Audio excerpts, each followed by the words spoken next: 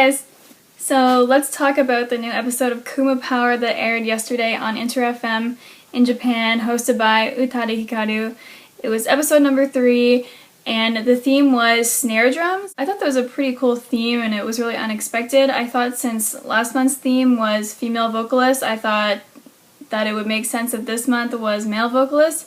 But it actually turned out that most of the songs that she played were by male vocalists anyway. Overall, I really loved this episode. It really got me excited about music, and I just loved how much Utada was nerding out about music and all the different layers that go into a song and how the tracks overlay and that kind of stuff. I thought it was really cool. I really liked the first song she played. It was an instrumental, and I thought it was so funny how she compared it to a young whiskey. That was just such a random thing to say, and such a Utada thing to say. I also like the background music she's been using, or not the music necessarily, but she's been putting a lot of sound effects in the background of her radio broadcasts, and it's like water and fire crackling and like birds singing in the background. It makes it sound like she's recording outside. And then she also played 2 songs by Drake. I was really surprised by that. Just the whole mix of the songs in this episode was super eclectic, and every song was a surprise, and it was completely random, the mix that she threw in there, and I really like that. I think so far this is actually my favorite episode that she's done. Did you guys notice that the song that she played by Brownstone, I think it was, sounded so much like her style, especially back in the First Love and Distance album? I think how much she's influenced by that era of music was so apparent there. Just the whole song sounded so much like the Distance album, the way that they did the vocals with like the big highs and lows that Utada does, like the very airy high notes. Just the instrumentals in that song also were so much like Utada's songs. And then the end of the broadcast was wrapped up with Utada playing her own song, Passion, which I love. It's such an epic, amazing song. I always thought the drums were amazing in that song, and drums and percussions are not really that prevalent in most of her songs, so I think that song really stands out in her music library that way. So there's a link to this episode on my blog, which I will link to that down there below so you guys can listen. And also at the end of that broadcast, they played Passion again, but it was a live version. I'm not actually sure if it's part of the real broadcast or if the person who recorded it added it at the end. Since it's kind of weird for a radio to play the same song twice in a row. But anyway, it was the live version, and I'm pretty sure it was the performance from Wildlife. So yeah, check that out if you haven't done so already.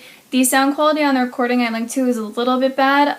It's not unlistenable, but it sounds like whoever recorded it did so with like a mic or some other recording device instead of streaming it through their computer and ripping it that way. So if someone can find a high quality download, please link me. Yeah, I really like that episode, and I'm looking forward to more. So another thing I wanted to do in this video was show you guys a really lame haul of stuff that I got recently. I didn't even really buy any of this. I got it from a friend who's downsizing to a really small apartment, so she gave a bunch of her junk away, and this is what she gave me, and it's kind of funny, the CDs I got, so yeah, I'll show you. So this is one of them. It's a Hong Kong rip of Utada Hikaru songs, and it's not even any one album. Please excuse my ugly band-aid. Sorry, I didn't mean to give you the finger there. And it's a mix of songs from First Love and Distance, I believe. You can tell this is a rip. It's not the real album art, and there's like weird writing on it. It's like a mix of English,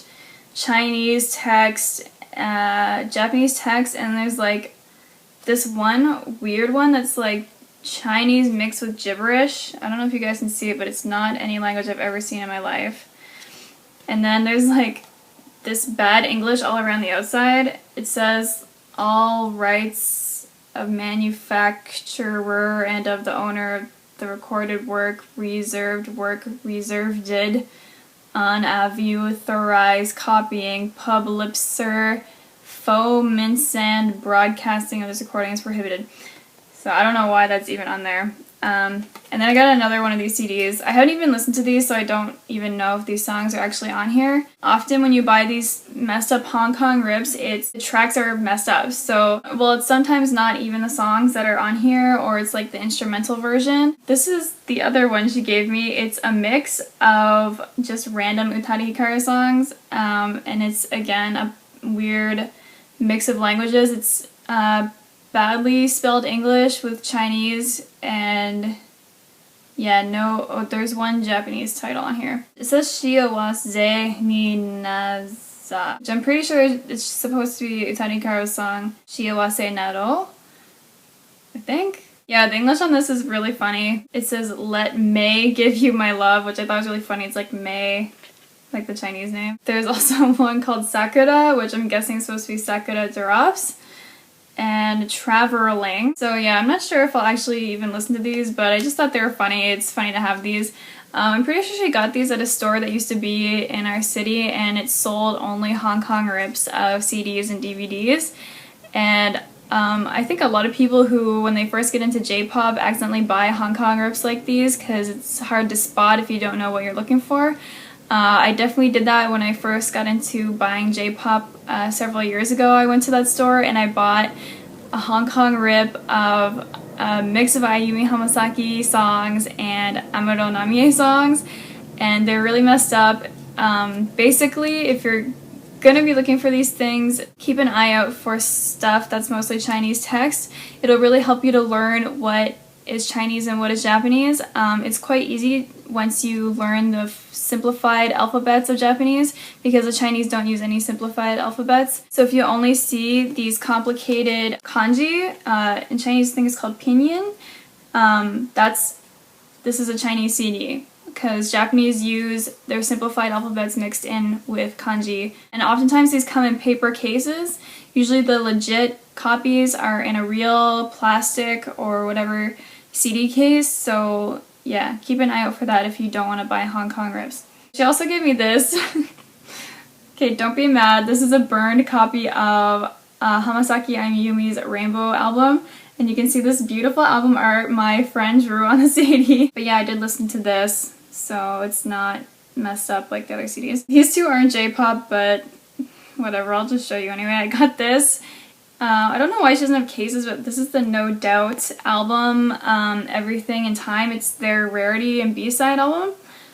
I haven't listened to this yet. I don't even know why I took this. I'm not like a massive No Doubt fan, but I used to like them back in the day, so I thought I'd just check it out. And I mean, if I don't like it, I'll just give it to somebody. And then I got this. This is the Brandy album, Never Say Never. Such a throwback, eh? This is like, what year did this come out? It doesn't say, but this came out definitely when I was in elementary school. And, okay, you guys must remember The Boy Is Mine with Monica, the song she did. That is on this album. Like, oh my god, I knew so many people who bought this album just for that song, because people in North America don't really release single albums. So if you wanted to buy that song, you had to buy this album. Yeah, so throwback. And then my friend gave me this. It's a magazine she got when she lived in Japan for a year. She used to teach English, so this is an issue of Zipper from 2008. So yeah, it's pretty old. I might just throw this in recycling. I don't know. But it's Tsuchiya Anna on the cover. I don't know, I just took this for fun. Like, sometimes I like drawing the models in it in Japanese magazines and stuff. There's no one in it that I'm crazy about. I'm not really a fan of Tsuchiya Anna. I really like her song Blue Moon, but most of her other songs I don't really like. But there's a lot of pictures of her in here. I actually think she's really creepy and weird looking. I'm sorry. There's some other idols in here. This is Becky, I think. She's like a model, like TV personality person, I'm pretty sure. I really love this shirt on this page. It says, "Global warming is so hot right now." This page is like celebrities get their style type of thing. So Tsuchiya Anna is on it again. She's right there. And then Boa is right underneath. There is Meg right there. Oh, and Helkadi. Hadukadi? Anyone know them? No? Okay. Here's some more Anna pictures. So gross, her hair in that picture. Like, ugh, I'm sorry, but her roots are so bad. Some more. There's this really nice full page ad for Alan's single Hitotsu, and I don't know, I really like this picture. I might actually rip this out and put it up in my display back here. Next page is Chara. Oh, does anyone know Chara? If you don't know Chara, check out the song she did with Towa Tei called Let Me Know. It is one of my favorite songs ever. Oh my gosh, that song is the best. I love it. More Anna. And then there's just this drawing I liked. I don't even know what this is supposed to be, but I thought that was really cool. I might rip that out too. Oh, I have one more thing. I bought this nail polish because I thought it looked like the nail polish Utada Hikaru wears in the Wildlife concert, and I've got it on my thumb right there. It kind of looks different on the camera. I didn't bother painting my whole hand because of this. This is the closest color I found to that. Ever since I saw the concert, I really liked her nails and I wanted to find that color. I'm sure this is not the one she used because I'm pretty sure you can only get this brand in Canada. It's the Loblaws brand, Joe Fresh. Yeah, Joe Fresh. I'm pretty sure Loblaws doesn't exist in US or anywhere else, so I don't know, maybe if you found this type of color, it's called lilac. It's like a very soft grayish purple or purple gray.